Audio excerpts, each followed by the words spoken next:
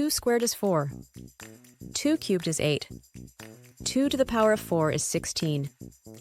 So what is 2 to the power of what equals 10? In the first equation, the exponent 2 is defined as the logarithm base 2 of 4.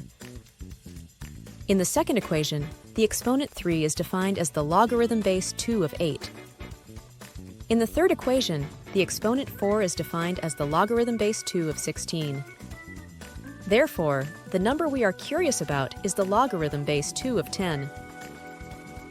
Using a calculator, we can confirm it's approximately 34219. If b to the power of a is c, then we define a as the logarithm base b of c. This definition extends to functions as well. It's important to note that the base b must be a positive number and not equal to 1 for the logarithm to be defined. Let's consider the following example. Let's denote this number as n. Then 4 to the power of n equals 128. Since 4 is 2 squared, and 2 to the power of 2n is equivalent to 2 to the power of 7. So n must be equal to 7. Therefore, n equals 7 over 2.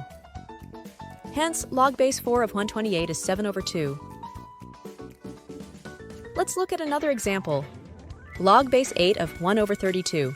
Let's denote this number as n. Then, 8 to the power of n equals 1 over 32. Since 8 is 2 to the power of 3, and 32 is 2 to the power of 5, 2 to the power of 3n is equivalent to 2 to the power of negative 5. So 3n must be equal to negative 5. Therefore, n equals negative 5 over 3. Hence, log base 8 of 1 over 32 is negative 5 over 3. As mentioned earlier, the logarithmic function and the exponential function are inverse functions of each other. Let's graph the exponential function with a base of 2 and its corresponding logarithmic function. Points on the exponential and logarithmic functions exhibit symmetry with respect to each other, as can be observed in the graph. In general, inverse functions always have a symmetric relationship with y equals x. The general form of the logarithmic function is as follows. If a is negative, it represents a reflection of the parent function's graph across the x-axis. If the absolute value of a is greater than 1, the graph of the parent function stretches vertically. If the absolute value of a is between 0 and 1, the graph of the parent function compresses vertically. The h value causes horizontal shifts. The k value causes vertical shifts. All right, let's see how the following logarithmic function has transformed the graph of the parent function. Firstly, let's draw the graph of the parent function. Since a is negative, it undergoes a reflection across the x-axis. Take note of the changes in the y values on the graph.